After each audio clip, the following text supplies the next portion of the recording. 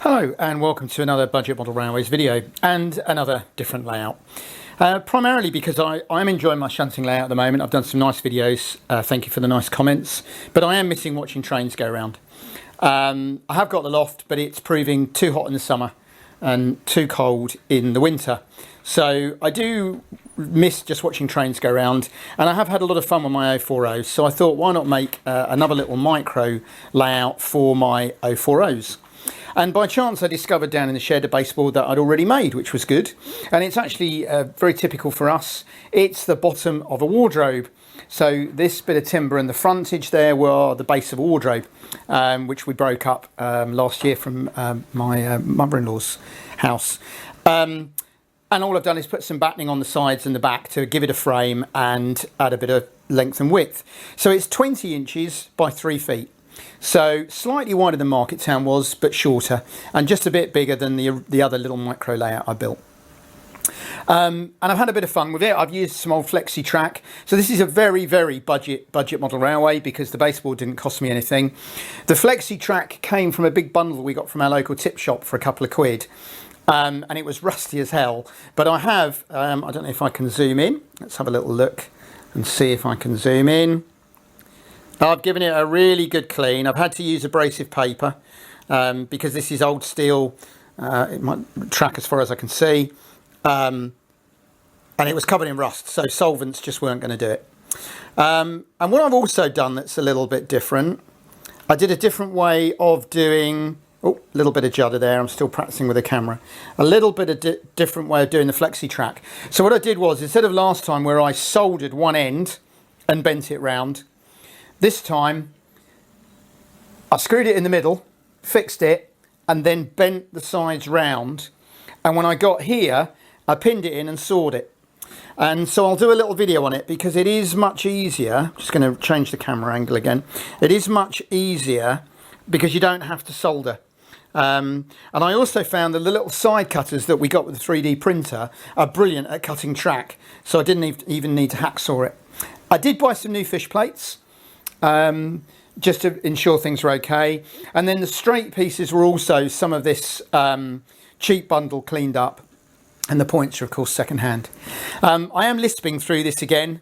My tooth's fallen out. I did bodge it with some glue, but it's fallen out, so I'm lisping again.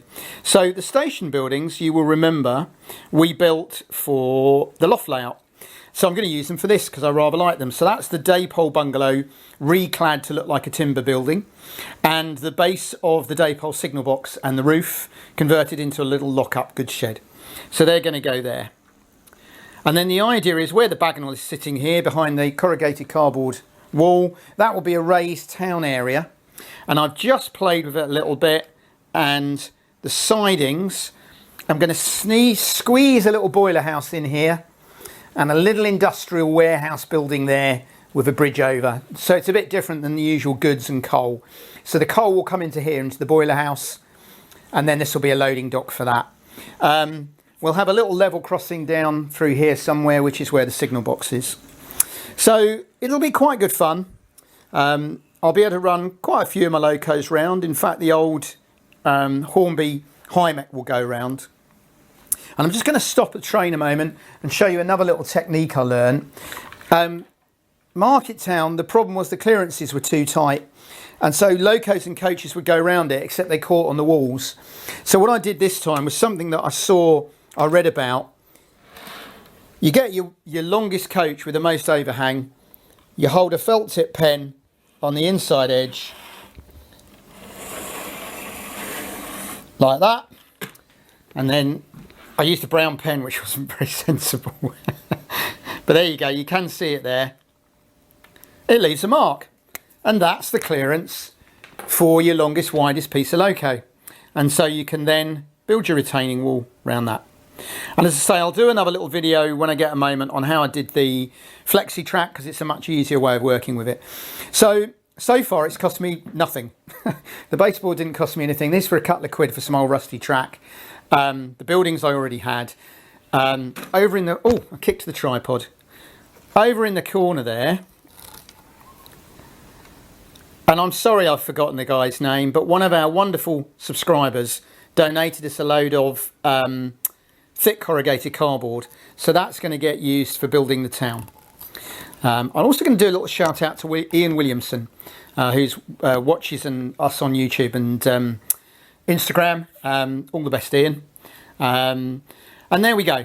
So hopefully that's going to keep me occupied. I will probably try and get this one finished. I'm still working on the harbour one slowly. I am a scatterbrain. I like lots of little projects going on. And I have been doing an awful lot of shunting because I'm finding it very therapeutic. It's a difficult time for us. My mother-in-law passed away recently. We had her funeral last week. And my mum's just gone into a hospice this week. So quite a lot going on. And it's quite nice some evenings just to come and sit and run trains, which is what I've been using the shunting layout for. So there we go. And another little video, another little idea. It's going to be a mini market town. I was toying with doing a country scene, country station, very much like Homewood Vale. Copying my end gauge as well, but I've decided to go for a little bit of a town scene, however that is going to work out. And we'll keep you updated as always. And as always, thank you for watching. We're now up to 20,000 subscribers. We've got a couple of giveaways planned for that and for Christmas, and we'll get a video out of those hopefully in the next week. But thank you very much to everybody who supports us, always appreciated. And take care of yourselves.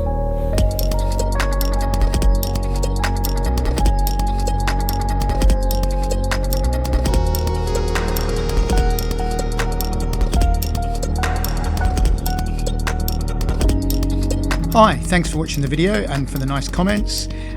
Click on the left for a previous video in this series, click on the right for another video you might enjoy, and please don't forget to click to subscribe, like, comment, etc. Thanks again.